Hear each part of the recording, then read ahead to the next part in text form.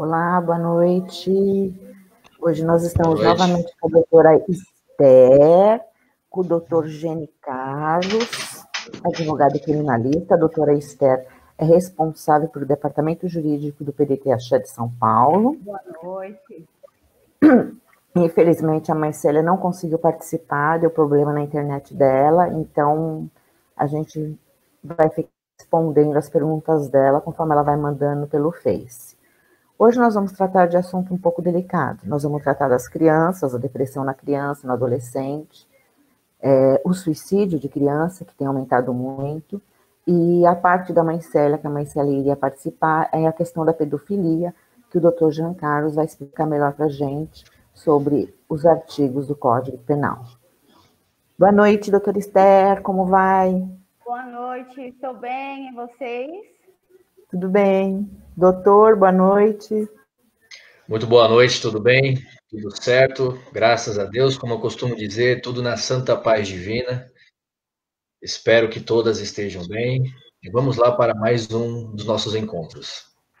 Vamos lá. Doutora Esther, a gente estava conversando no domingo, esse vídeo era para a gente ter gravado também no domingo, mas aí acabamos ficando tarde e tudo, e resolvemos fazer hoje ao vivo, né? A senhora já tinha feito o levantamento dessas questões de depressão e o suicídio em criança.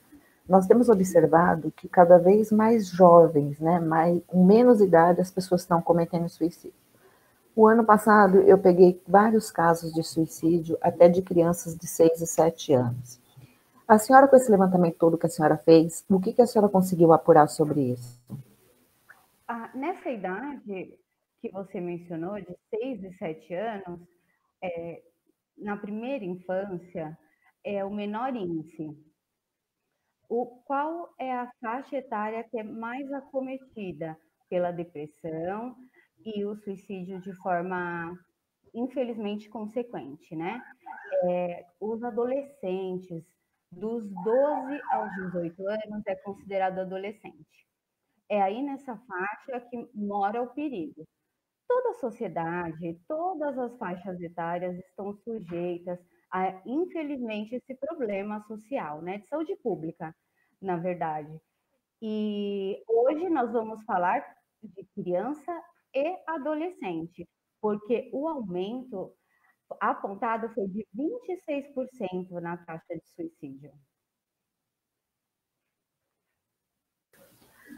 A senhora acha que tem como a família identificar uma criança com esse tipo de problema? O adolescente, eu acho que ele pode ser até mais retraído, mas acho que em ambos os casos a gente tem como identificar porque a gente conhece as nossas crianças, né? Sim. E normalmente quando acontece esse tipo de caso, se a gente entra no Facebook da criança ou do adolescente, porque por incrível que pareça, a criança tem Facebook, né? Dizem que não é para ter, mas tem, né? Porque muitas vezes o próprio pai, mãe, tio, tia acaba montando. A gente vê indícios daquela criança reclamando de alguma coisa, se sentindo mal por alguma coisa. Eu cheguei a comentar no domingo sobre aquele adolescente que chegou a cometer o suicídio e gravar e colocar no Instagram por conta de ter muitas espinhas e as pessoas ridicularizarem ele na escola, na rua, em tudo quanto era lugar. Mas será que esse tipo de atitude já não é quando chega no limite, né? Como que a gente poderia estar identificando isso, identificando as razões que a criança está se retraindo, que tipo de ajuda a gente poderia estar dando? Eu acho que a ajuda profissional nesse sentido é muito importante, só que a gente também tem que ver que tem uma classe na nossa sociedade muito grande que não tem acesso a isso, e, ao meu ver, isso seria também um problema do Estado em relação a isso, né? Porque nós estamos falando de criança, nós estamos falando do nosso futuro, do futuro do país. E eu percebi, hoje eu andei fazendo um levantamento, eu percebi que em relação do corona, o número de suicídio tem diminuído, mas ainda está existindo, né? Eu achei alguns casos, assim, que eu procurei e tudo por conta dessa nossa conversa, e inclusive um jovem que a vozinha morreu de coronavírus e ele acabou se suicidando por conta de não aguentar a perda da avó e não poder ter ido no enterro da avó. Será que com isso nos cabe também um alerta para prestar mais atenção, e nesse momento, principalmente, eu queria a opinião dos dois, por gentileza. Sim, alguns indícios, né, são fatores de atenção aí para uma provável depressão. Quando a criança começa a ficar muito desatenta, você percebe que ela tem um aspecto de cansaço excessivo, não tem vontade de fazer nada, uma visão negativa sobre ela, tristeza, irritabilidade, crianças um pouco, não só agitadas demais, mas nervosas, agressivas, são alguns dos sintomas, tá? Que já os pais, os professores, já têm que acender um sinal de alerta. Eu verifiquei os psicólogos e alguns psiquiatras que eles afirmam que essa criança, esse adolescente que comete suicídio, aproximadamente um período de 30 dias antes, ele tenta conversar com alguém sobre essas ideias dele. E muitas vezes ele ninguém dá ouvidos. Ele tenta conversar, ele tenta expor. Estatisticamente, a maioria dessas crianças tem esse tipo de comportamento. O isolamento social, em alguns casos, também é um sinal fortíssimo que a criança enfrenta alguns problemas. Nessas pesquisas, nessas conversas, eu verifiquei o seguinte, que a criança e o adolescente que tem depressão, que tem algum quadro de automutilação, infelizmente, muitas vezes o suicídio, ele teve algum trauma na infância, sofreu abuso ou violência, tanto física quanto psicológica, tá? Então, um percentual dessas crianças são aquelas que assistiram dentro de suas casas a violência doméstica e familiar contra sua mãe. Como eu falei lá atrás, essas crianças elas têm um risco muito maior de desenvolver alguma patologia psiquiátrica, tá? Se a escola identificar, é dever da escola informar os pais. Se permanece alguma conduta que demonstre sofrimento físico, psicológico dessa criança, moral ou material, é dever de quem diagnosticou esse problema comunicar às autoridades. Isso está previsto no ECA. A criança, ela tem a absoluta prioridade do Estado prevista na nossa Constituição. Então, o atendimento para a criança tem que ser prioritário. A criança merece toda a atenção da sociedade. É dever do Estado, da sociedade e da família preservar todos os direitos fundamentais dessa criança. Eu vou falar aqui para vocês alguns dos direitos básicos que têm que ser respeitados de todos, né? Mas a criança e o adolescente merece uma atenção diferenciada por esse princípio da absoluta prioridade, tá? Quais são esses direitos fundamentais que devem ser observados em prol da criança e do adolescente? Lembrando, crianças, nós entendemos pela legislação de 0 a 12 anos incompleto. Agora, de 12 anos completos a 18 anos, são adolescentes. Tudo bem até aí? Sim, tudo bem. Eu só queria fazer uma pergunta para a senhora. Pode falar, pai. Boa noite a todos. Só informando o pessoal que está entrando para assistir, tem a Daniele, a Lilian, mãe Célia entrou também, o senhor Cividanes Ramos, do PDT de Mongaguá, Babaí Falulu. Tá bom? Uma boa noite a todos. Boa noite a todos, são bem-vindos. Você quer falar, mãe Glaucia? Eu queria fazer uma pergunta para a senhora. A senhora fala que, em relação a isso, as crianças têm os direitos adquiridos por legislação, por tudo, que existe esse projeto, tudo. Mas muitas vezes a gente sabe que essas mães não têm acesso, não têm recurso. Muitas unidades básicas de saúde não têm psicólogo, não tem aonde a mãe levar essa criança para poder fazer um tratamento. Como que a gente age numa situação dessa? Eu não sei se a pergunta que eu vou fazer é uma pergunta sem noção, mas eu vou fazer, porque me apareceu agora essa dúvida. Nesse caso, o Conselho Tutelar ajudaria? Ajudaria, sim. Ajudaria. O que acontece? Quando a identificação de qualquer tipo de abuso que essa criança vem sofrendo, o Conselho Tutelar ele deve ser comunicado isso por força de lei, tá? O ECA ele prevê isso. O Conselho Tutelar identificando que essa criança pode permanecer no seio da sua família, porque a convivência familiar e comunitária ela deve ser resguardada. A lei entende que a criança tem que permanecer na sua família. Só em hipóteses que ela tem que se intentar com uma medida preventiva, você separa essa criança. Mas o Conselho Tutelar, ele pode sim auxiliar nisso. A absoluta prioridade da criança garante para ela uma série de atendimentos preferenciais, tá?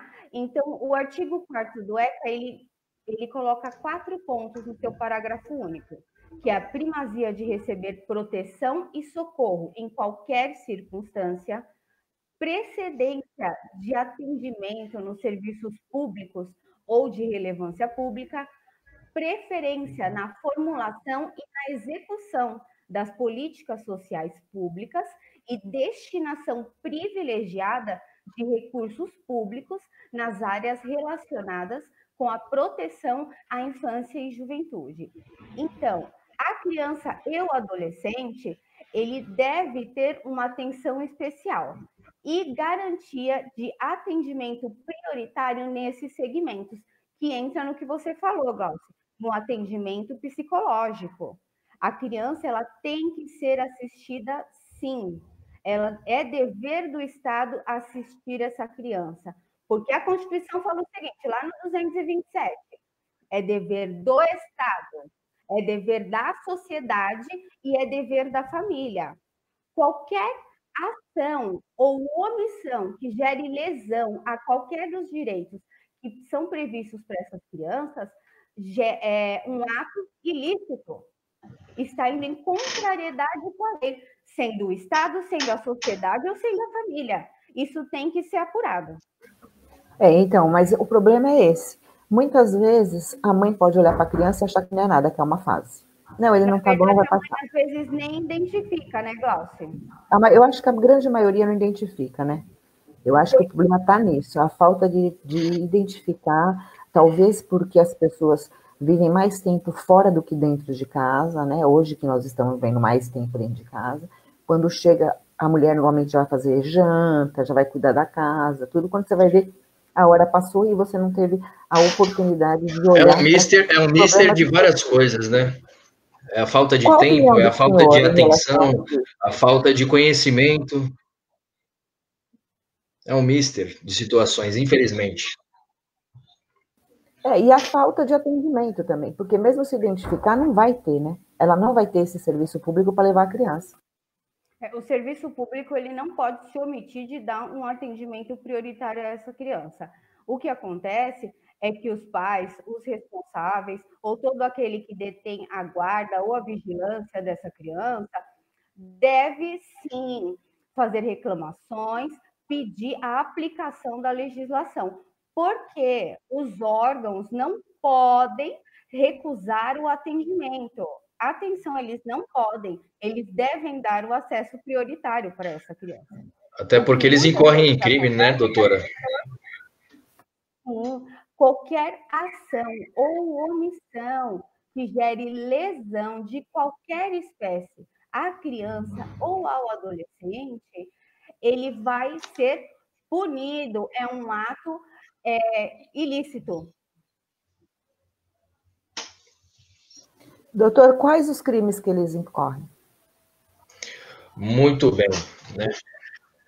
Em se tratando, exemplo, dos pais, né, que deixam de fazê-lo, faltam com aquele atendimento, faltam com aquela atenção para com os seus filhos, o próprio ECA dispõe ali alguns crimes, o próprio ECA. E aí nós temos também a figura de um terceiro, a terceira pessoa nessa relação. Exemplo, como a doutora mesmo falou, o agente público, né? O agente público que deixa de prestar o atendimento ou que se omite, a própria omissão de socorro do Código Penal. E por ser uma pessoa, um agente público, um funcionário público, como dispõe o Código Penal, ele vai trazer ali o próprio crime de omissão de socorro e, na sua figura de funcionário público, haverá ali um aumento de pena. Em relação aos pais, em relação àquele que tem guarda, né, deixar de prestar ali algum auxílio, alguma coisa ao seu filho, né, os crimes em espécie no ECA, no Estatuto da Criança e do Adolescente, começam ali a partir do artigo 228, né, que aí ele vai trazer exatamente este ponto. Doutora, a senhora tem aí a legislação em aberto, o artigo 228 do próprio Estatuto da Criança, por gentileza? Vamos lá. Um minutinho, 228.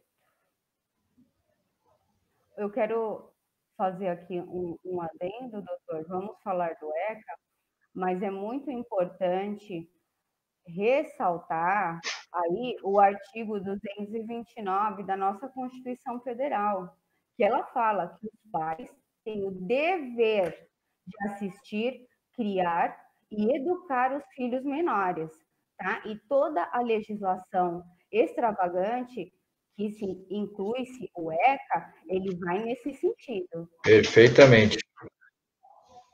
Eu vou aqui, ó, os crimes em espécie iniciam-se no artigo 228 do ECA. Há algum que o doutor queira que eu leia? Posso ler aleatório? Doutora, pode ler exatamente o artigo 228, que nós vamos fazer um comparado a ele.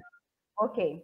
Deixar o encarregado de serviço ou o dirigente de estabelecimento de atenção à saúde de gestante de manter registro das atividades desenvolvidas na forma e prazo referidos no artigo 10 dessa lei, bem como de fornecer a parturiente ou a seu responsável, por ocasião da alta médica, declaração de nascimento, onde contem as intercorrências do parto e o desenvolvimento do neonato, detenção de 6 meses a 2 anos. Muito bem, nada melhor do que a gente começar a tratar de um crime que resguarda o atendimento à gestante ou à parturiente e também a criança ali no seu nascedouro. Aí a lei, ela diz especificamente o neonato, ou seja, o bebê ali que está nascendo, que está vindo à vida. Então ali o ECA, ele já protege aquela criança desde o início.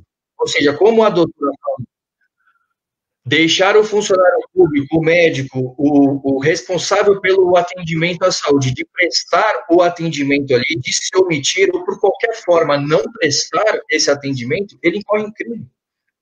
Ele incorre em crime. Entendeu? E aí, mais à frente, nós vamos ter especificamente as crianças. A mesma coisa. Nós temos também na figura dos pais e das mães, né? Exemplo, uma educação mais abrupta, deixar de prestar qualquer auxílio necessário ao seu crescimento, ao seu desenvolvimento. O ECA, ele é inteiro de proteção às crianças neste sentido, bem como o Código Penal e legislações extravagantes, como bem disse a doutora Esther, trazendo também o que dispõe a Constituição, no mesmo artigo 229, o artigo 227, onde diz que é dever da família, bem como dever do Estado, prover a segurança, a educação, a saúde, o acesso às crianças. é dever tanto da família quanto do Estado. Sabemos que quando chega no Estado, aí a questão é um pouco mais, né? Enfim. Mas o senhor sabe o que acontece? Às vezes, assim, para conseguir uma consulta demora 3, 4 meses. Isso se você achar o profissional. Nesse tempo, a criança já fez o que ela tinha intenção. Porque se ela já está numa depressão, se ela já está pensando em fazer tudo isso, 3, 4 meses, o atendimento não tinha que ser de imediato? Como que vai agir nesse caso? Vai recorrer a quem? Vai fazer o quê? Pois bem, em termos penais, né, infelizmente, não vivemos no mundo ideal. Né? Principalmente o Brasil, né, nossa cidade, a maior cidade do nosso país, nós enfrentamos inúmeras questões, as questões sociais e de saúde não poderiam ser diferentes. Né? Engraçado a gente tocar nesse ponto, porque o estudo mundial diz que o SUS é um dos melhores sistemas de saúde do mundo. Diz Né? mesmo. Muitos dizem, né, os estudos internacionais dizem que o SUS está entre ali, os top 3 dos sistemas de saúde. Mas é aquela questão que a gente sempre diz, um pouco de ineficiência, falta de mão de obra. Olha o que estamos vivendo aí em relação a essa pandemia. Estão adiantando a formação daqueles que ainda estão no seio acadêmico. Estão ali pegando médicos que ainda estão fazendo residência, estão pegando estudantes do último ano ou do último semestre, já para adiantar a sua formação e poder atender aí ao público. Isso porque estamos em uma pandemia. Mas e os problemas reais que nós enfrentamos dia a dia nas nossas UBSs, nos nossos pronto-socorros, que aí você tem ali um clínico que ele faz tudo. Ele tem que fazer. Mas aí não seria o adequado, não seria o ideal. Então, assim, um pouco de ineficiência do Estado, um pouco de falta de mão de obra, evidente, né? A qualidade no estudo também, bem como sabemos que tem gente que procura o hospital por causa de uma simples gripe, de uma simples alguma outra coisa. E não é exatamente assim, você está tirando a vaga ali no lugar de quem realmente estaria precisando daquele atendimento. Então, Glaucio, em termos penais, em termos de estudos sociais, é basicamente isso. É você meio que inflar o sistema, mas você não tem um recuo. Muito, muito importante. O que eu quero ressaltar aqui também é que informações que eu obtive de dados estatísticos do governo federal que apontam que os fatores principais que eles diagnosticam como pontos principais e focais que levam as crianças ao suicídio e à mutilação é o bullying, cyberbullying, abandono, abusos físicos, sexuais e famílias desestruturadas. Esses foram os itens que eles apontaram como fatores fundamentais para que desencadeie esse quadro depressivo, de automutilação e suicida. Será que... Pode falar, pai. Boa noite. Temos um comentário aqui da mãe Célia, dizendo que o Brasil é o 11º no ranking de abuso e exploração infantil e juvenil. Mas será que a condição das crianças, eles não teriam que ter um lugar para atendimento só de criança, com todas as especialidades, separar um pouco desse lado do adulto, do maior, porque aí você poderia colocar psicólogo, psiquiatra, umas especialidades mais voltadas justamente para o adolescente. E existe alguns trabalhos aqui na Prefeitura de São Paulo que eles apontam como destinado ao público de criança, segmentado de adolescente, segmentado para adultos. Porém, eu não consigo mensurar com os dados que eu obtive se o atendimento é prestado em larga escala, tá? Mas eu levantei e existe apontamento que o Estado presta esse tipo de serviço segmentado. Então a gente vai ter que olhar isso. Nós vamos ter que prestar atenção nisso e ver se realmente isso existe. Eu até tive o trabalho de separar os links para que a gente consiga realmente diligenciar e verificar se o serviço é prestado e em que quantidade. Qual é a escala dessa prestação de serviço? Porque é aquilo, não adianta você ter que existe esse serviço no papel e você não ter o serviço realmente na prática. Eu desconheço esse tipo de serviço. Se por acaso existir, me perdoem, mas eu nunca ouvi falar que existe tipo de uma UBS para cuidar só de criança e adolescente. Eu acho que isso tem que ser mudado e isso tem que ser separado. Né? Olha, nas inúmeras legislações que vai tratar sobre o caso, você nunca vai ter uma única lei falando sobre aquele mesmo assunto. Sempre haverá 2, 3, 4 ou mais legislações que vão tratar do mesmo tema. E em se tratando de um tema tão delicado assim, até mesmo legislações alienígenas, né? O que a gente chama de legislações internacionais, elas vão trazer esses estudos. E assim, já na própria legislação e na nossa própria Constituição está lá descrito que o Estado deve promover serviços desta natureza, né? A criança, a mulher, vítima de qualquer tipo de violência, deve ser feito um trabalho social em relação a isso. O Estado deve promover assistência social para essas pessoas, né? No protocolo de Palermo, um dos protocolos onde se trata, inclusive, do tráfico em relação às crianças, tráfico de pessoas para fins de exploração, seja de trabalho, escravo, fins de exploração sexual, tráfico de órgãos e o que quer que seja, ela vai dizer que quando essa vítima ela consegue ser resgatada, consegue ser retirada deste âmbito criminoso desses traficantes, o Estado tem o dever de prestar uma assistência social. Assistência social em que sentido? Psicológico, se necessário, psiquiátrico, se necessário, acolher em algum lugar seguro, o Estado tem o dever de fazer isso. Isso foi muito trazido agora com a questão dos refugiados.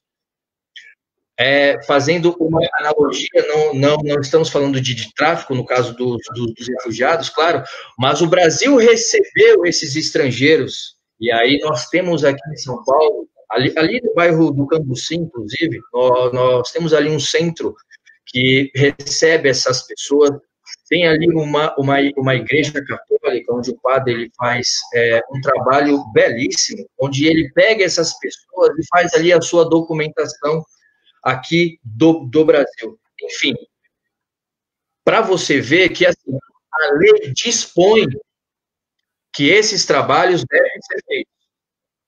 Em algum lugar ele tem que ser feito. Agora, a sua aplicabilidade neste sentido é que é a maior discussão. Se é efetivo ou não. Diga, pai Jorginho. A mãe Célia coloca da seguinte maneira, que o Estatuto do PDT prioriza os meios para que a segurança em geral da criança venha em primeiro lugar. E é de extrema importância fazer maior divulgação e educação neste assunto na sociedade, com escolas e familiares, etc., de modo que saibam como agirem. Ok? Isso. Ok, pai, obrigada.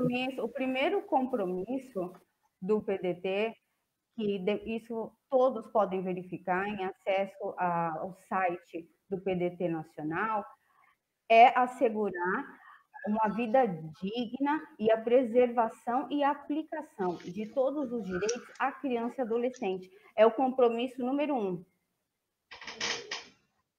Então, as políticas públicas desenvolvidas pelo PDT, elas têm um cunho social, de forma de forma estratégica para preservar a nossa sociedade, sempre visando o que a nossa Carta Magna fala, a absoluta prioridade à criança e ao adolescente. Perfeitamente, acerta muito bem o PDT nessa questão de priorizar e ter aí no seu estatuto, né, de forma clara que a criança ela é importante, ela deve ser priorizada assim, né, enfim, seguindo o que dispõe a nossa Carta Magna, a Constituição. Né? E como bem mencionou aí a mãe Célia, né, essas informações devem ser repassadas, né? A população, a grande massa, aqueles que não têm o fácil acesso à informação, devem, de alguma forma, ser levada a eles. E esse é o trabalho que, né, a Glaucia ela tem feito aqui com a doutora Esther, que me convidaram. E aí, nós estamos aqui da melhor forma possível, tentando esclarecer e desmistificar todas as histórias neste sentido dos diversos assuntos que nós estamos tratando aqui. E hoje um ponto extremamente importante que é a criança e o adolescente. Então, assim, o trabalho que o PDT vem fazendo, né, ancorado aí pela Glaucia, estamos fazendo bem. Nós procuramos, pelo menos, levar o conhecimento para as pessoas. E máximo possível. Máximo. O Dr. Gene Carlos, ele é convidado, toda vez que a gente convida para participar, ele tem a maior boa vontade, fica 1, 2 horas aqui, explica com a maior boa vontade mesmo, sou extremamente grata. Com a gente, né, Glaucia? Nossa, nem me fala, tem uma paciência mesmo, mas ele é o príncipe, né, então a gente entende. Que isso. A controvérsia. Oi, pai. Vamos lá, mais um comentário da mãe Célia. Dizendo que a Polícia Civil tem uma operação chamada Operação Luz na Infância, estando em 12 estados. E o Babá Ifalulu parabeniza a todos do PDT Axé, diz que estamos arrasando com esse tema muito grave e que nós desconhecemos as leis que nos ajudem com as crianças. Parabéns, doutor Esther, doutor Gene Carlos, mãe Glaucia, pelas informações. E a mãe Célia, que está lá, longinha, mas está participando. Em todos os vídeos, o Babá sempre dá uma força para a gente, né? Ele é um ser humano maravilhoso. Ele é muito fofinho. Ele é. Eu acho ele uma gracinha. Todos os vídeos ele vai e ele dá a opinião dele. É muito bacana isso, a gente ter o retorno das pessoas, né? É isso que faz a gente continuar. Essa informação da mãe Célia, desse trabalho direcionado, né? É importante ressaltar que a criança ela tem absoluta prioridade prevista na Constituição. Porém, o ECA ressalta de forma clara que a criança, na primeira infância, tem um atendimento ainda mais preferencial, que é a criança de 0 a 6 anos. E isso deve ser, esse fator tem que ser atentado por toda a sociedade. Os profissionais de educação infantil, ensino médio, que pega aí os adolescentes, tanto da rede privada quanto da rede pública, têm o dever de acompanhar a vida dessa criança e se identificar qualquer possibilidade de irregularidade, comunicar às autoridades, tá? Essa prestação de serviço à criança e o adolescente, ele vai ser custeado com os recursos do orçamento da Seguridade Social. O que é? O que a gente pode falar que é como meio de arrecadação para isso, tá? Encargos sociais, serviços de dívida pública, outras receitas não vinculadas diretamente a alguns tópicos da sociedade lá no orçamento, tá? Nós custeamos esse trabalho, nós custeamos a prioridade ao atendimento da criança e do adolescente. A criança e o adolescente tem que ser visto com mais cuidado mesmo. Eu acho que a gente já tem, assim, existe vários problemas que pode acontecer com criança e adolescente.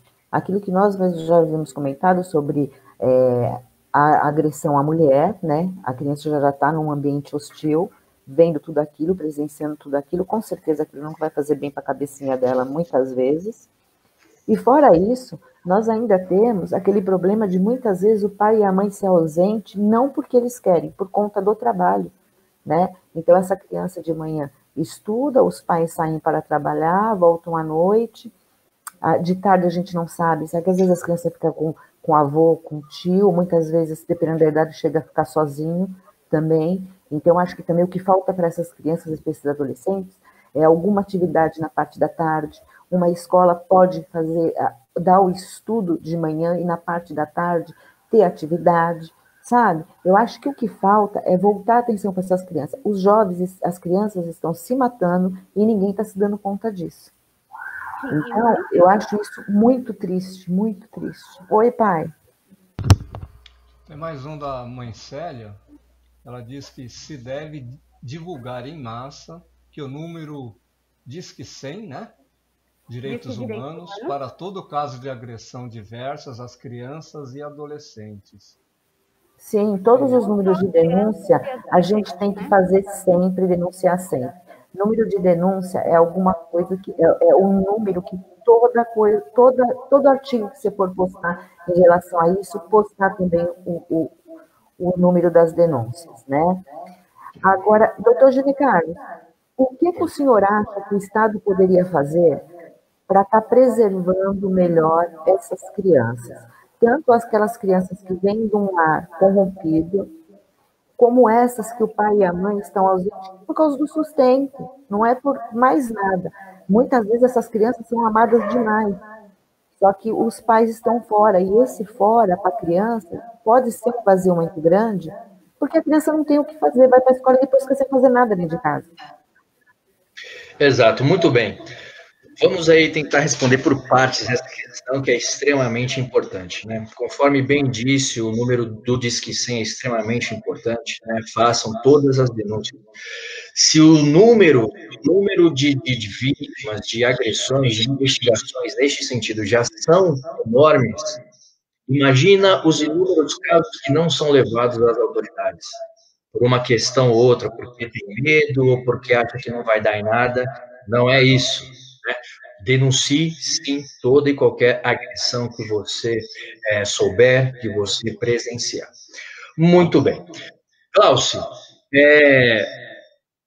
no estudo criminológico, né, ou até mesmo no estudo vitimológico, nós costumamos dizer que a criança ela é vítima do meio que ela vive.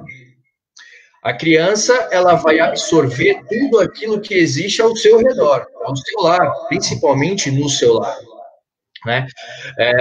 Então, assim, se ela viver em um lar violento, é muito provável que ela cresça e se torne uma criança, um adolescente e um adulto violento.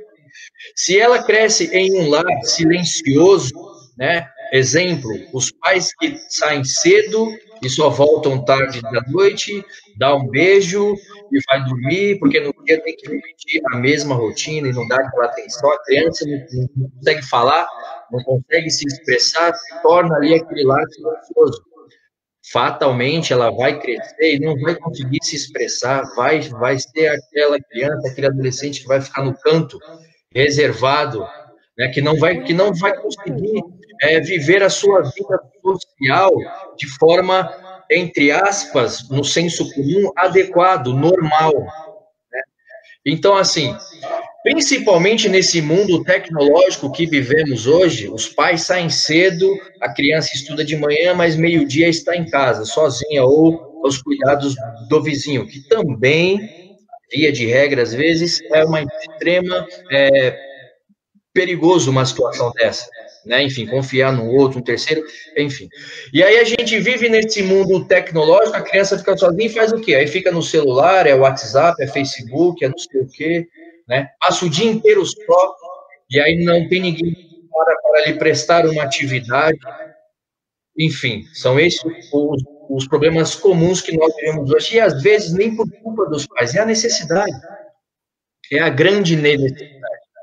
E aí, na falta da família, que a família não pode, porque tem que prover o sustento, aí tem o dever do Estado também.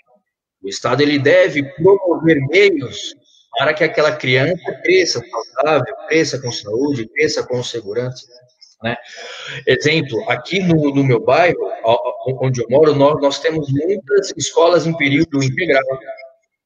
Nós temos escolas com trabalhos extracurriculares, escolas municipais, inclusive, não somente escolas particulares. O problema é a demanda. A demanda ela é muito grande. As famílias que conseguem incluir os seus filhos nessas escolas, que fazem esse trabalho integral com as crianças, de forma gratuita, porque é pública, poxa, é ótimo, graças a Deus. Mas e as demais parcelas da sociedade, das famílias, que são as maiores, que não conseguem? E aí padecem deste mal. A grande maioria não consegue. Pois não? A grande maioria mesmo não consegue ter exatamente. Esse acesso aí só consegue matricular o seu filho naquela escola que dá o atendimento normal, naquele horário regular, com a boa educação, claro, não vamos dizer que não. O problema é o depois, a criança sai da escola e vai fazer o quê? Fica na rua? Fica em casa de olho na internet? A internet, às vezes, é pior do que a própria rua. Eu acho, porque se o senhor parar para pensar, a maioria dos pedófilos chegam nas crianças através de internet, de redes sociais. Exatamente. Oi, pai. Vamos lá, mais uns comentários aqui. Temos também o Leandro Rodrigues, do PDT Axé de Mato Grosso do Sul. Também está assistindo a nossa live. Boa noite. Boa noite. PDT. A mãe Marisa também pôs uns comentários aí, né, que é um tema muito pertinente a ser tratado, ainda mais nessa época de pandemia, né? E a mãe Célia pôs umas complementações aí aos comentários do doutor, né? Diz que só em 2019 o Disque 100 recebeu mais de 76 mil denúncias de violência infantil, sendo que 17 mil são de violência sexual. Ela diz também que existe uma cartilha chamada Navegar com Segurança, protegendo seus filhos da pedofilia e pornografia infanto-juvenil na internet. Tem mais uma. Exatamente. Da mãe Marisa. Será que o que falta em relação à pedofilia também não é a orientação dos pais com as crianças? Conversar sobre o tema, ou sei lá, porque parece que ainda existe aquele obstáculo de pai e mãe conversar com filho e filha a respeito de sexualidade. Esse é um tabu muito grande, né? Dos pais falarem com os filhos sobre sexo, sobre sexualidade, né? Isso é um tabu muito grande. Às vezes o próprio pai não consegue ou não sabe falar, a mãe não consegue falar. Esse é um ponto muito difícil de se tratar. O problema é a falta de informação. A gente bate na mesma tecla, a gente volta na mesma tecla. A falta de informação, né, de como saber lidar com essa situação. Exemplo, no começo do ano, eu fui à primeira reunião escolar, né, lá na escola da minha filha. A minha filha, ela tem 11 anos, à época ela tinha 11 anos, recentemente ela fez 12 anos. E aí a professora, nessa reunião de pais, ela informou: pais, nesse semestre agora a gente vai falar sobre o corpo humano, a gente vai falar sobre a sexualidade, né, vamos tratar isso com fotos, lá onde vem o livro e tudo mais. Teve uma mãe que ficou revoltada. Não, meu filho é muito louco para ver isso. Na escola, como é que você vai fazer isso? Como é? Ou seja, o conhecimento limitado da própria mãe, do próprio pai, evita com que aquela criança tenha o acesso mais adequado neste assunto, neste tema. Isso é extremamente temerário a criação dessa criança, a informação dessa criança. Do que melhor ela ter esse conhecimento com o professor e com a mãe, com o pai, com seus familiares, do que com seu amigo na rua, um terceiro, alguém na internet que se passe por uma pessoa na verdade é outra. Olha o problemão. Certo, doutor Esther? É totalmente, isso mesmo. Eu acho que a escola é o melhor lugar, né? Isso, é totalmente adequado e pertinente à educação sexual no currículo escolar. Eu também acho. Até porque isso faz parte da naturalidade, né? O sistema reprodutor humano, você, consequentemente, para falar do sistema reprodutor, como que os bebês chegam lá, gente? Vai ter que falar da educação sexual. Bebê não nasce do repolho, a cegonha não traz o bebê. Isso precisa ficar claro. Essa mentalidade lúdica que se posterga na criança faz com que ela dê margem e curiosidade para quando vem um safado sem vergonha desse, nas redes sociais, falar um monte de bosta para essa criança. E a melhor coisa é a escola. A doutora tocou num ponto importantíssimo. Porque a escola vai ter a habilidade. Por quê? Eu sou mãe, doutor Geni Carlos é pai, você é mãe, você é avó, e a gente vê que as nossas crianças ficam à mercê desses safados. Por quê? Porque os pais têm um tabu, eles têm uma cultura que não pode falar, não posso falar de sexo com meu filho, não posso falar, porque, meu Deus, isso não se fala, a minha religião não permite. Parou, gente. Isso acaba tendo conhecimento da pior forma. Isso, aí sim, com certeza. Vergonha, manda uma foto para essa criança, a criança olha, nossa, o que é isso aqui? E aí vai dando margem, vai dando corda e a criança vai conversando. O pai e a mãe não têm tempo de verificar as redes sociais. Quando vê, não vou falar o palavrão. Mas existe aplicativo que dá para você tomar conta da rede social do seu filho. Sim. Né? Então, eu acho que assim, dá para monitorar muito bem também. Porque assim, o meu filho faz isso com o meu neto. A hora que o meu filho quer que ele para de jogar, o meu filho, do celular dele, desliga o jogo do meu neto. Então, eu acho que o que falta também é um pouco de boa vontade aí. Porque você tem uma... Fala, pai. Vamos lá, mais uns comentários aqui. Cortando só um pouquinho, mãe Glaucia. Não, tranquilo, é ótimo ter comentário. A mãe Marisa pergunta assim: como fazer com uma criança que é induzida por um dos pais a falar mal do outro? Essa mesma criança acompanha as atitudes de um deles. Como ajudar essa criança? Na verdade, aí nós estamos falando de alienação parental, né? É alienação parental quando um dos dois ex-companheiros ou familiares responsáveis pela guarda, educação ou vigilância dessa criança, eles tentam deturpar a imagem do outro para essa criança, tá? Isso, a lei prevê uma proteção aí à pessoa que é ofendida, ao lesionado, deve-se procurar um advogado para promover uma ação para que o judiciário interfira nisso, tá? Que se faça um acompanhamento psicológico com essa criança, inclusive com a fiscalização judiciária, para que se apure qual tipo de lesão que isso criou na criança e de que forma tem se dado o ato lesivo cotidianamente, como que ele perdura, com o intuito de evitar,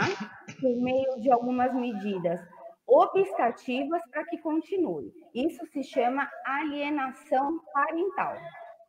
Perfeitamente.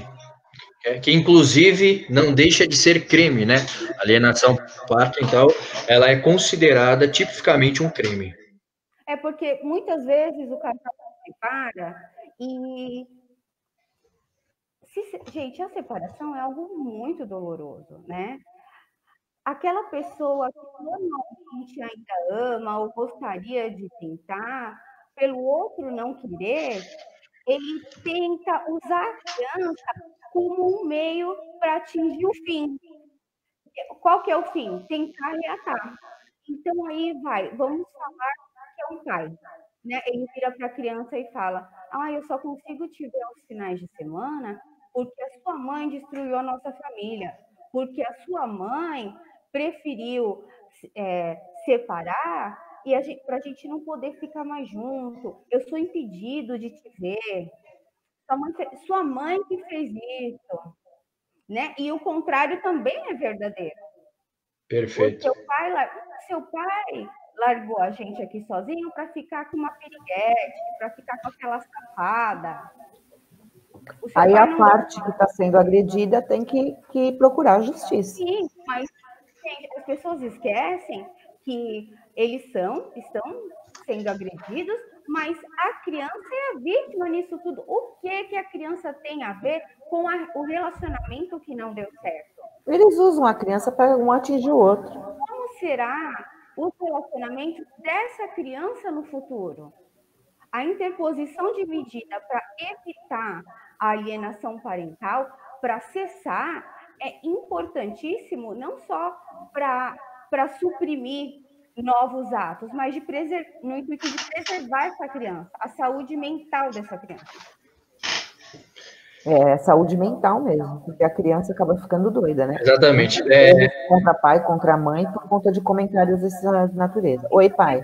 Elas amam. Vamos lá, mais um comentário aqui. A mãe Célia, né? Ela diz que nós do PDT Axé poderemos ver se conseguimos uma cartilha, né, sobre isso para distribuir em massa nas escolas, famílias, etc. Aquela cartilha que ela falou acima, né? E tem mais um dela aqui, ó. Esse é um problema não somente de segurança infantil, como também de extrema importância para se implantar nas escolas a educação e orientação sexual. E temos aqui também o pai Roble, nos parabeniza pelo trabalho. Né? Diz que no PDT Axé só tem mulheres inteligentes e guerreiras, competentes. Ele escolheu tudo a dedo, ele que é o responsável. Então, ele é o responsável por esse trabalho. Pai Robles é o nosso presidente. Mais um comentário Beijo, da Marcela. Ele anda sumido, acho que ele está com raiva de mim. Não tá, não. Ele não me ama mais. Ama sim, mamãe. É bom amar, né? Diz que é urgente que tenhamos leis mais energéticas e rapidez em seu cumprimento, de modo que o PDT Axé tem uma pasta onde trabalharemos com afinco para defender essa questão. E temos também a Joelma Alexandra, que nos dá os parabéns. E mais uma Obrigada, boa noite, Joelma. Mais a mãe Marisa aqui. No caso, não há a separação. Eles moram juntos. Mas uma pessoa de fora tem como ajudar? Se eles moram juntos, um é pior que o outro. Mas aí existem alguns aspectos que precisam ser analisados, né? Quem é o ofensor e quem é o ofendido? E em que momento? Porque lembra da casa daquela criança? Em que momento? É no momento da briga? Então, esse assunto é um pouquinho mais delicado e acho que qualquer resposta que a gente te der pode ser incorreta, tá? Então, se tiver mais detalhes, é melhor para que possamos analisar de forma jurídica e sensata e te orientar. Porque se mora junto... Doutora, respondendo apenas a parte final do questionamento dela, se um terceiro de fora ele pode ajudar, evidente que pode, todas as pessoas podem ajudar, né? Diz que sem, como disse a mãe Célia, né? Diz que sim, ele está aí. Se você tem uma suspeita de que alguma criança está sendo usada pelo pai, pela mãe, enfim, por quem quer que seja que obtenha aquela guarda, né, que obtenha aquela guarda, faça a denúncia. Faça a denúncia especificamente também no Conselho Tutelar daquela região, né? Eles vão até a residência. Eu vou dizer o seguinte, teve um comentário aí de lei mais eficazes, né, e mais rápidas. Eu vou dizer o seguinte, muitos casos não chegam nessa estatística, não chegam em sua resolução, porque eles não são levados ao conhecimento das autoridades, né? Eu, como advogado, tenho ainda em curso alguns processos nesse sentido. E eu vou dizer o Poder Judiciário, ele é extremamente sensível nessas questões. Sim. Tirar um processo desse na mão de uma juíza e de um juiz, nossa, a pessoa já fica. Como bem disse a doutora Esther, existem princípios primordiais que tratam desses assuntos. A proteção integral à criança, a prioridade absoluta, o princípio da condição peculiar do ser humano em desenvolvimento. Olha quão importante é este princípio. O poder judiciário, quando toma conhecimento desses casos, ele é extremamente sensível. E até porque esses casos sempre irão correr em segredo de justiça. E um dos princípios também que eu julgo, dentre todos, claro, um dos mais importantes, é o do melhor atendimento e o do melhor interesse à criança e ao adolescente. Quando um caso desta natureza, um caso, um exemplo de alienação, que um está usando a criança contra o outro, né, o afastamento do lar seria uma opção, né, ou colocar a criança na família extensiva, entenda-se os outros familiares, o tio, a tia, a avó, né, que é para aqueles dois se resolverem. Quando bate às portas do judiciário, os magistrados, aqui em São Paulo, evidentemente no Brasil inteiro não deva ser diferente, eles são extremamente sensíveis. Então, se um terceiro pode ajudar, é claro que pode. Está suspeitando que aquela criança sofre alguma coisa? Diz que sim. Conte o caso. Pegue o telefone do conselho tutelar, informe. Eles vão até a residência. As diligências do conselho tutelar acontecem. Eles vão até a casa, eles olham, e aí depois eles continuam com os procedimentos necessários. Outra vertente dessa questão, desse comentário que foi realizado, tem que se verificar em que contexto que ocorre, né? Porque se for o marido, o agressor, o ofensor, nós teremos enquadramento perfeito na Lei Maria da Penha. Então, não só a criança tem que ser protegida pelos princípios da prioridade absoluta e tudo que é resguardado, mas também a mulher. Aí nós estamos falando de violência doméstica e familiar contra a mulher com reflexo no menor. Então, tem uma outra vertente aí que a gente tem que analisar, é as considerações do Dr. Jânio Carlos adequadas. Doutor, mudando um pouco de assunto agora, a questão da pedofilia. A gente sabe que as crianças acabam sendo assediadas mais por rede social, vizinho, isso acontece até dentro de casa. Qual a providência que uma pessoa que tenha conhecimento disso deve fazer?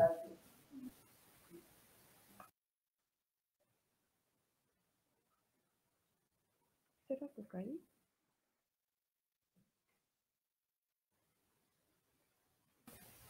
O doutor está mudo, não está? Consegue me ouvir? Agora sim, agora sim. Agora? Bom, muito bem. Então, como eu havia dito, este é um ponto extremamente delicado quando a gente vai falar dos assuntos de criança e de adolescente, né? Bem como existem muitas lendas, né, muitas histórias, muitas fake news, digamos assim, em relação a este ponto da pedofilia, né, os crimes cometidos pelos pedófilos, enfim. Para deixar claro, né, em termos técnicos, até porque o nosso trabalho aqui também é levar o máximo de informação possível, a pedofilia necessariamente, ela não é um crime. Não existe um crime de pedófilo, de pedofilia. A pedofilia ela é tratada como uma doença. A Organização Mundial de Saúde trata a pedofilia como uma patologia.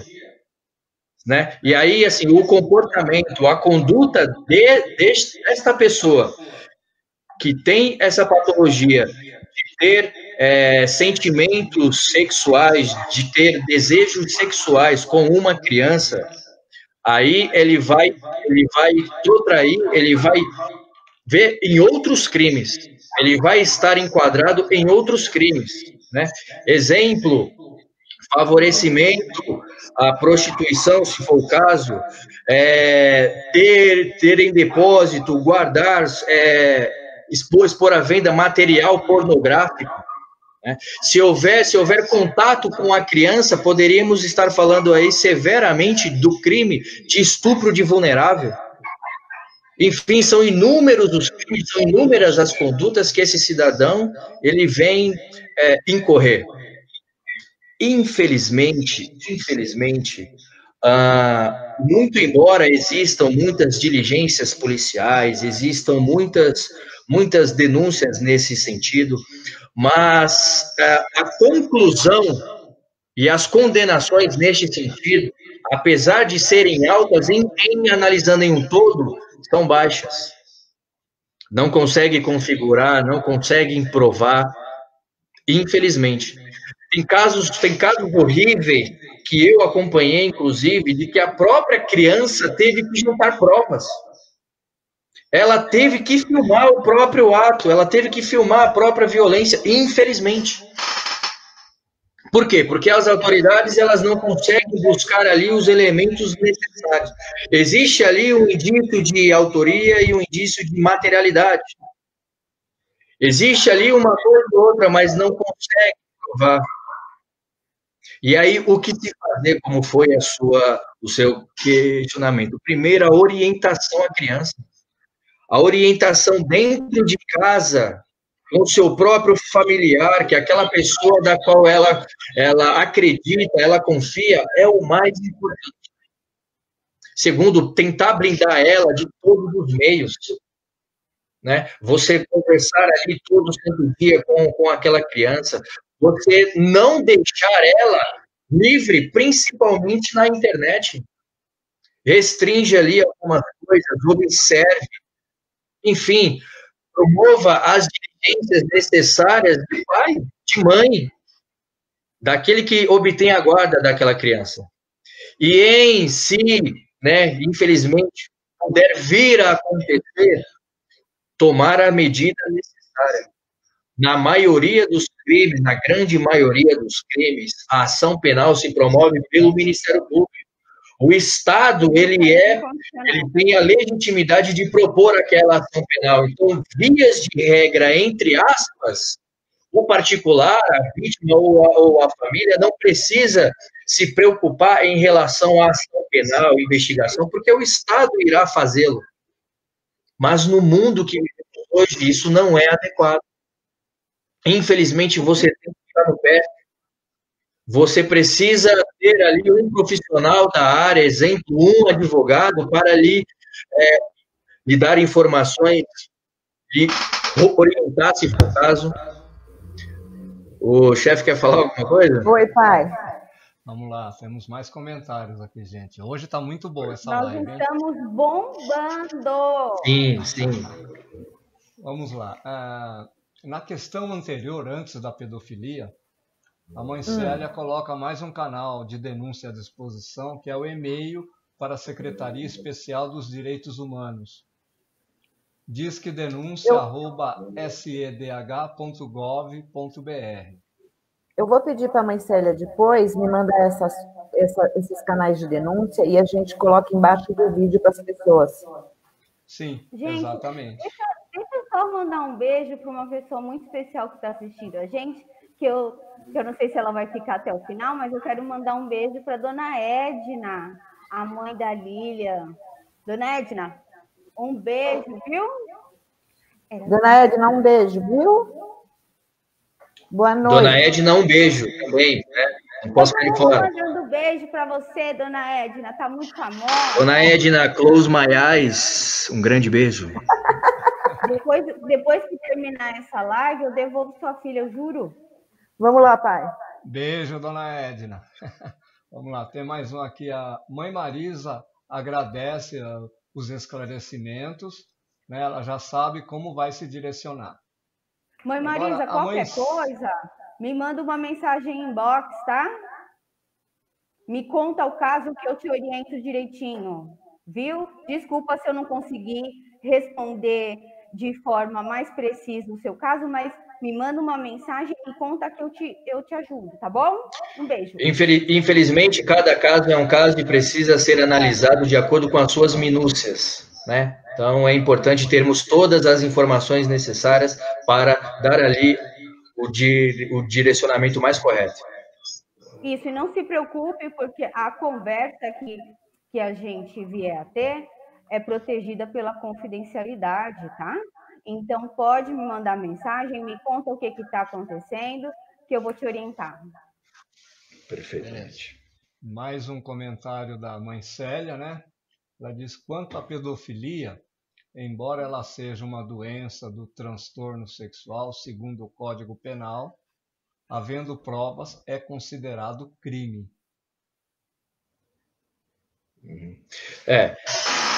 Essa distinção entre a questão de saúde e o Código Penal, né, ela é muito importante, né? Mas, assim, como eu havia dito, né, o crime de pedofilia, o nome iuris, como a gente diz, ele não existe, ele não ocorre, né? Com a devida vênia aos entendimentos diversos, né? Mas, assim, o que é o comportamento sexual. Exato, exato. Quando esse agente delitivo que tenha um desejo sexual, esse desejo horripilante, né, por uma criança, se ele não exteriorizar esse desejo, exemplo, se ele tiver fotos, imagens, nudes de criança, ele incorre em crime, mas em crimes específicos do Código Penal, tem crimes no ECA, entendeu? Tem crimes em legislações específicas. Agora, se ele exterioriza o desejo dele, vai lá e toca em uma criança, alicia uma criança, ou se chega ali a ter qualquer ato libidinoso com uma criança, aí ele incorre em crime. Crime tecnicamente, na área penal, chamado de estupro de vulnerável, do artigo 217-A do Código Penal. Né? Um esclarecimento aqui, de forma bem singela, claro, né? E amistosa. Né? É errado falar que existe crime de pedofilia. Né? A pedofilia ela é uma doença. E aí, quando se exterioriza este desejo horripilante, horrendo, né, por uma criança, aí pode incorrer em crimes específicos que a gente até pode ler aqui a letra da lei, se for o caso. Isso, ou, por exemplo, matar alguém, o tipo penal é o homicídio, né? O que o doutor está querendo explicar é que não existe um tipo penal denominado pedofilia. Exatamente. É o mesmo exemplo, uma outra questão. Ele cometeu crime de ladrão. Não, muito mais específico. Ele cometeu crime de latrocínio.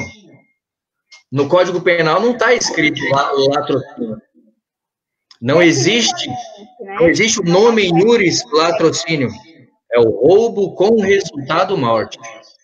E aí, por uma questão cultural, por uma questão social, deu-se o nome de latrocínio, assim como qualquer indivíduo que tenha esse desejo nefasto de um desejo sexual por uma criança é chamado de pedófilo, de pedofilia.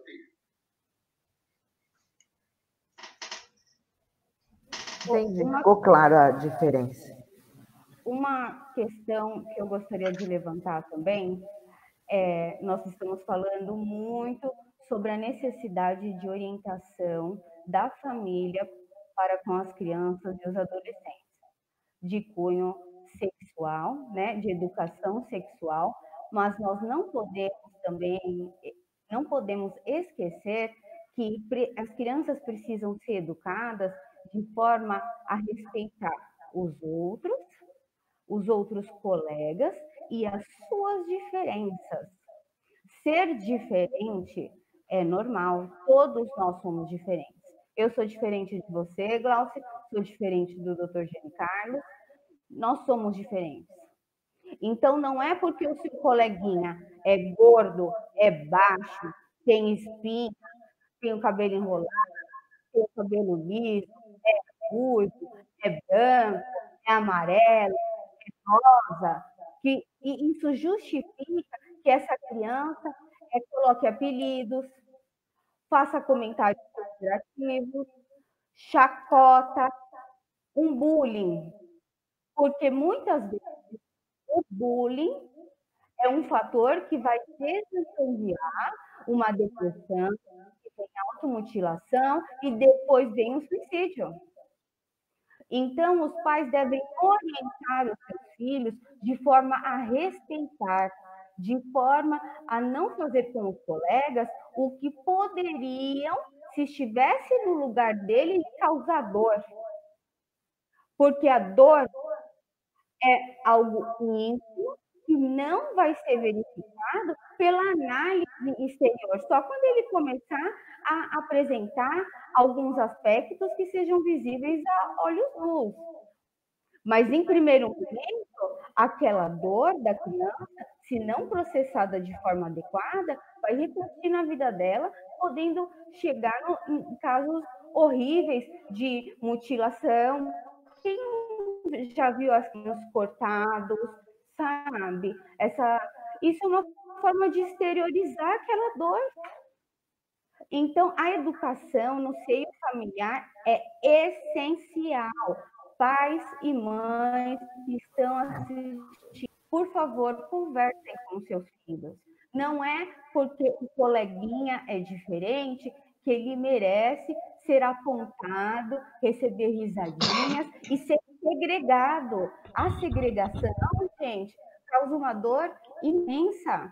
Aquela criança que é deixada lá no cantinho, que ninguém conversa com ela, porque ele é isso, porque ele é assado, porque ele é baixo, porque ele é gordo, porque ele é magro. Parou. E se fosse com o seu filho? Aí é uma questão de educação, né? Sim, mas o que está faltando muito aqui no Brasil... Aí é educação, é respeito. É o respeito, é você respeitar o próximo. É a falta de respeito que está desse jeito. Fala, papai. Eu não acho que o Dr. Jean Carlos é um príncipe, mas eu respeito. A mãe Marisa tem uma... ela comenta aqui para o doutor. Doutor, a criança agredida no caso de pedofilia faz como? Grava, né? Ou junta-se provas. Ela pede que o senhor fale um pouco mais sobre isso. Ok? A forma de noticiar a autoridade policial. Isso. Muito bem. A partir do momento que aquela criança ela foi, né, sexualmente violentada, sexualmente agredida, né, e deixando bem claro aqui, para que todos entendam, né, o Código Penal ele traz o texto normativo no seguinte sentido, né, ter conjunção carnal ou qualquer outro ato libidinoso. Não há necessidade exclusivamente de que exista a conjunção carnal. É a prática do sexo. Qualquer outro ato libidinoso, entenda-se, pegar nas partes da criança, isso é um ato libidinoso. Pegar, exemplo, no braço ou nas coxas, na perna, de forma libidinosa. Né? O que seria o ato libidinoso? Para satisfazer a própria lascívia, o próprio desejo sexual. Né? Mostrar as suas partes para aquela outra criança, isso é um ato libidinoso. Né? Então, não precisa ser pura e tão somente a violência sexual de conjunção carnal, a prática do sexo. E aí, digamos que ocorra isso, o que deve ser. É por isso que é muito importante a comunicação com o seu filho. Como bem disse a doutora. Para mim, na minha concepção, a educação é em casa. É os pais. São seus familiares, aqueles que têm a sua guarda. A escola, ela vai te dar um suporte, ela vai ensinar a criança outras coisas que nós não temos mais a capacidade. né? Exemplo, advogado é muito comum não ser muito bom em matemática. Os pais também não. E aí ela vai aprender essas outras questões, bem como questões comportamentais e outras coisas. Mas a educação em casa, o contato com seu filho, a conversa com seu filho é extremamente importante. Por quê? Porque se você tiver um bom diálogo com o seu filho, se isso acontecer dentro de casa ou na rua, quando chegar, ele vai te falar. Porque se ele esconder, se ele não tiver a segurança de falar com você, com o pai, com o responsável, com quem tem ali a sua guarda, aí fica difícil você levar essa situação às autoridades. Mas vamos lá, digamos que tenha acontecido e o pai ou o responsável tomou conhecimento. O que fazer? Corre para a delegacia de polícia imediatamente. Quando chega na delegacia, tem lá 15 pessoas na sua frente. Tem lá um monte de roubo, de furto, o que quer que seja. Quando chega na autoridade policial, tendo em vista o princípio da proteção integral e que a criança é mais importante, ela passa na frente. Ainda mais num caso como esse. E se isso não acontecer, denuncie. Chame 190 na hora, ou, quando possível, faça uma reclamação junto à Corregedoria da Polícia Civil. Nós vamos entender, obviamente, que isso vai acontecer. E vai chegar lá com a sua criança, infelizmente, e aí você vai ter esse atendimento, porque o certo é você nunca passar por isso, mas enfim. E aí você vai lá, faz o boletim de ocorrência, aquela criança imediatamente é levada para fazer o exame de corpo de delito. Aqui em São Paulo é levada imediatamente ao IML. Se for em um lugar muito distante, ela é levada ali ao hospital mais próximo, que certamente tem o profissional médico capacitado para fazer esse exame. E aí vai ver se houve ali algum toque naquele corpo, né, sendo menino, sendo menina. Tem ali os exames específicos. Quando há conjunção casal, quando existe a conjunção casal, além dos folículos normais do próprio corpo, os fluidos normais do próprio corpo, que o médico, principalmente no IML, o médico legista é capaz de identificar, as rachaduras, as ranhuras que ficam ali naquele órgão genital, ele é capaz de durar, se não for um ato muito grave, evidente, né, ele consegue perdurar ali por 72 horas, via de regra. Então, ali ele vai conseguir identificar, fora os fluidos não normais, os folículos não normais que o corpo expele em uma relação dessa natureza. Mas digamos que não houve toque, é só a palavra. A criança falou, o papai fez isso, o companheiro da mamãe fez isso, o vizinho fez isso, enfim, né? Me tocou, me mostrou o negócio dele, me pediu que era para acariciar ele, enfim. A primeira atitude do delegado de polícia será averiguar se aquilo é verdade ou não. Imediatamente, eu já vi isso acontecer, eu estava na delegacia quando isso aconteceu, ele mandou uma guarnição policial na hora e buscar o cara. Na hora. Então, assim, se é possível saber onde o indivíduo está, a guarnição ela vai lá. Sim, e a criança será ouvida de forma adequada. Exatamente, perfeitamente. Viu, por um psicólogo judicial, para que, por meio da expertise dele na área, ele consegue identificar se aquilo é algo criado, né? Ou se a criança sofreu um trauma. Então, às vezes não existe uma outra prova, mas e a pessoa nega, só que a criança vai ser ouvida. Exatamente. E pode ser identificado. Exatamente.